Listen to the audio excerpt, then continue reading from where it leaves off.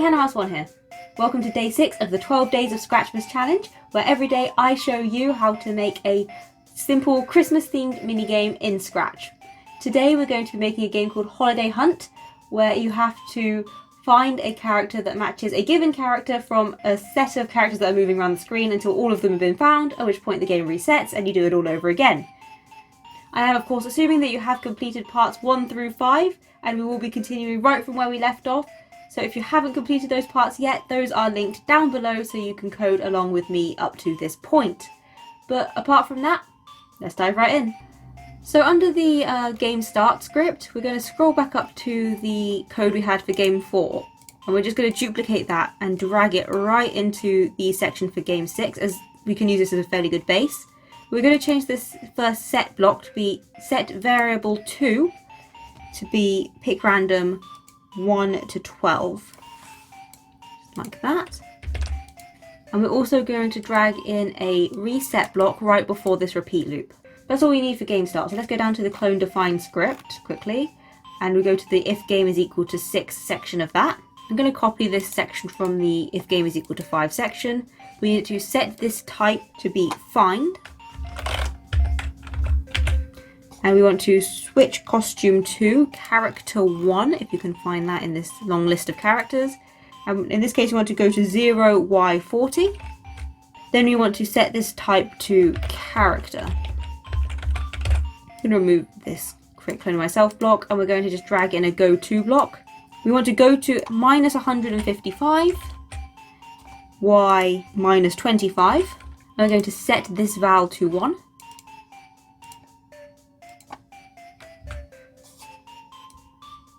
Then we're going to need a repeat loop repeating 6 times. And within this loop, we're going to create clone of myself, change this val by 1.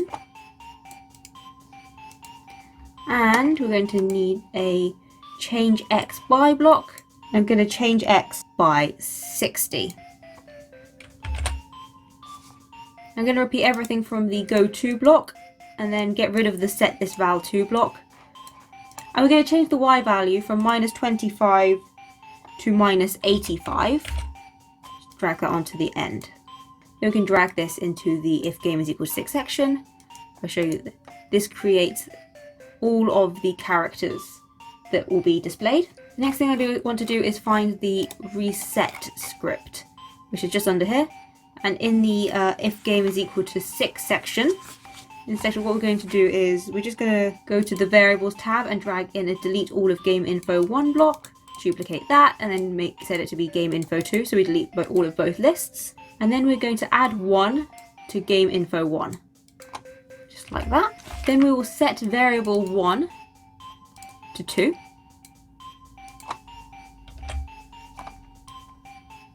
Now we're going to need a repeat loop which repeats 11 times.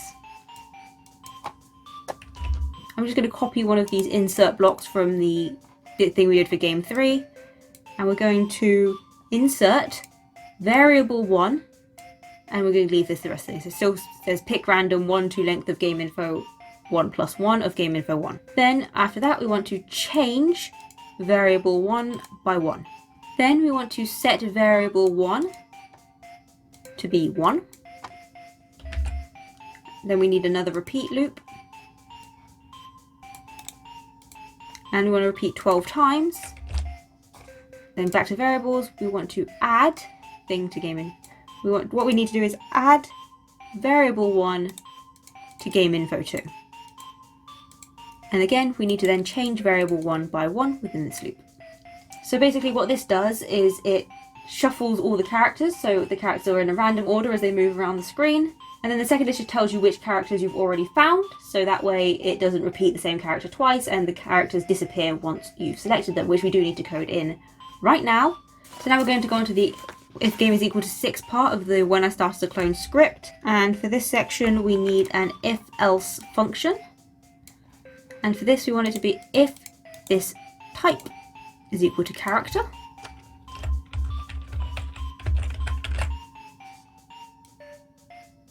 And then in this case we want to switch costume to join character. And then we need to go to the variables. We need an item 1 of game info 1 block on the other side, and we want this to be item this val of game info 1. Then we need a wait until block being set to wait until game state is equal to 1.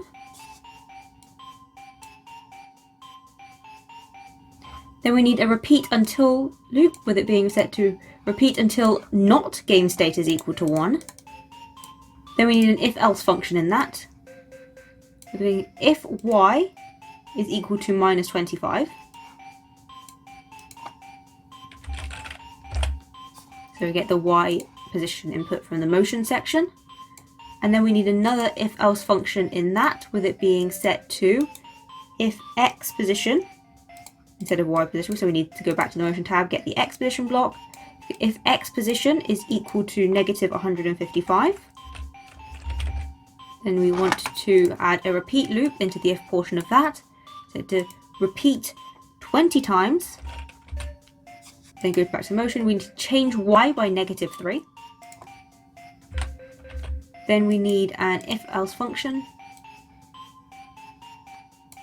So if game info 2 contains this val, we can copy this switch costume 2 block into the if portion of that, and we can also add in a show block else hide. Then in the else portion we can just duplicate this repeat until block. What we're going to do is remove the change y by block that we have here and replace it with a change x by negative 3 into there, and then into this empty else function we're going to do, I'm just going to copy this entire thing, drag that in. I'm going to change this from minus 155 to positive 145. Change the negative 3 and the change y by block to positive 3. And in the else function, we're going to change the x by block to be also positive 3. And then in this final empty else function down here, we need another if else function. And for this, we need an equals operator. And we're going to be if game state is equal to 1.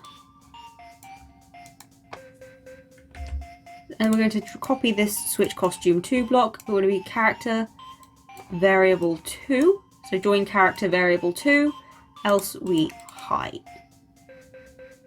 And one thing we need to do that I forgot to do earlier, if we go back up to the game start script, we just need to remove the create clone of game sprite 2 block that I forgot to take out earlier. So let's give this a quick test, shall we? Let's see how this works. Great, we now have all the characters moving around the screen and we have the one that we need to find in the center, but we do need to make it so that we can actually interact with these things. So let's go down to the when this sprite is clicked script. So for this we're going to need an if function in the if game's equal to 6 section. I need this to be if this type is equal to character, so we can just copy in one of these equals things. So this type equal to character. Like that. We need another if function in that with the condition being another equals operator. For the left hand side we need it to have if item this val of game info 1 is equal to variable 2. Then we need to go down here and add in a delete item 1 of game info 1 function, but we need it to be item tag of thing of game info 1, and we need it to be item tag of this val of game info 1 of game info 1. So this will just delete this item from the list. We need to change score by 1. Then we need an if function for this, with the condition being if length of game info 2 is equal to 0. Sorry, this should be game info 2, not game info 1, sorry. So delete item game info 2. So if length of game info 2 is equal to 0, wait 1 second, and then add an if function if countdown is greater than 0. Just like that. I'm going to drag that in. We need to change score by 10.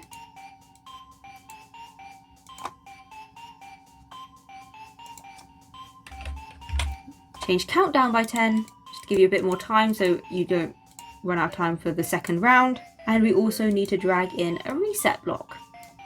Then after the if length of game info 2, so after this if function here, we need to drag in a set block for the variable. So we need to set variable 2 to be item. And then we need, for the other side, we need another. So we need it to be item of game info 2 into the function of that. And then we need a pick random block, pick random 1 to length of game info 2.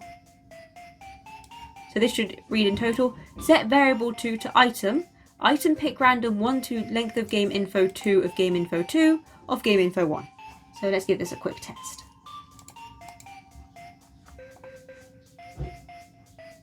And you can see you can get rid of the characters by clicking on them. You can see the score is ticking up nicely, just as we like. It's all looking pretty good so far. Let's see. And then it gives you an extra 10 seconds and resets the game, so you can go into round number 2, which is exactly what we want.